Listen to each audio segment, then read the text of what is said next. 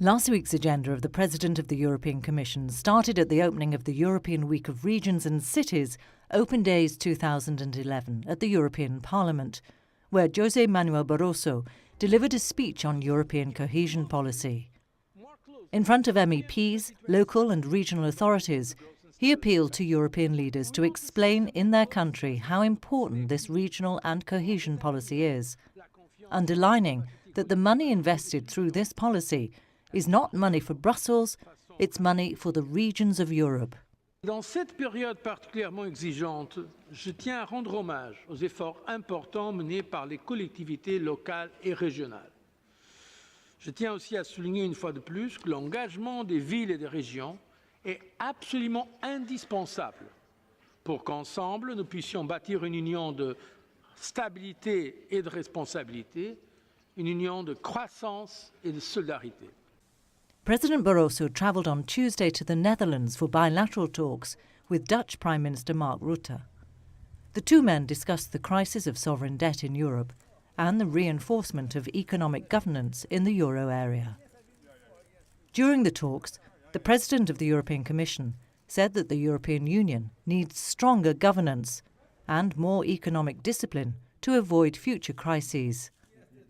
He confirmed the European Commission's intention to present proposals on the recapitalisation of European banks in difficulties. On Wednesday, José Manuel Barroso received in Brussels Andris Bērziņš, President of Latvia. They discussed the economic situation in the European Union. The President of the European Commission cited Latvia as an example of how Europe can achieve growth while living within its means. He told journalists that sound public finances are an essential part of sustainable growth. It was later on the same day at the European Parliament that President Barroso outlined a 5-point roadmap to stability and growth, aimed at bringing an end to the economic crisis.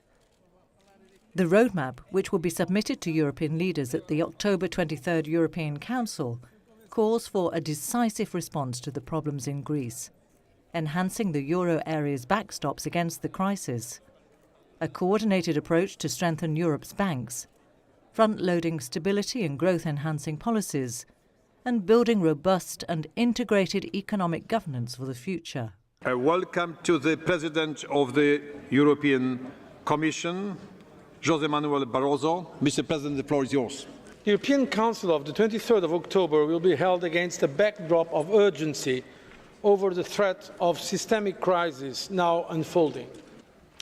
To break the vicious cycle of uncertainty over sovereign debt sustainability and over growth prospects, we need comprehensive solutions now. The crisis is not partial. The response cannot be partial. Our responses cannot be piecemeal. That is why this roadmap is a single comprehensive approach, and all its elements must be implemented in parallel. This is the message I intend to take to the European Council on the 23rd of October, and for which I would like to have your support, the support for a united and stronger Union. I thank you for your attention.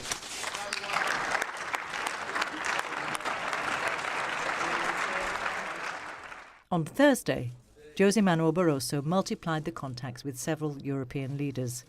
He met in Brussels with Irish Prime Minister Enda Kenny to discuss economic issues ahead of the European Council. The President of the European Commission praised Ireland's recent economic performance and the good, steady progress it made in implementing its rescue plan. Later on, President Barroso said that sound public finances are an essential part of sustainable growth, as they're an essential part of confidence. He made the remark in a speech preceding a debate on the roadmap to stability and growth at the Friends of Europe Roundtable annual conference in Brussels. The President of the European Commission cited Latvia and Ireland as countries whose economies grew during austerity thanks to adequate fiscal reform. Still on Thursday, José Manuel Barroso met with the newly appointed Danish Prime Minister, Helle Thorning-Schmidt. They focus mainly on the forthcoming European Council and on the country's future challenges when taking over the rotating presidency of the European Union in the first half of 2012. President Barroso welcomed the decision by Denmark's new government to scrap plans for tighter border controls. The President of the European Commission went to Sofia for bilateral talks with Bulgarian Prime Minister Boyko Borisov. President Barroso renewed support to the country's fiscal consolidation to respond to the crisis. Bulgaria's improved absorption of EU funds and the accession of the country to the border-free area of Schengen were all subjects of discussion.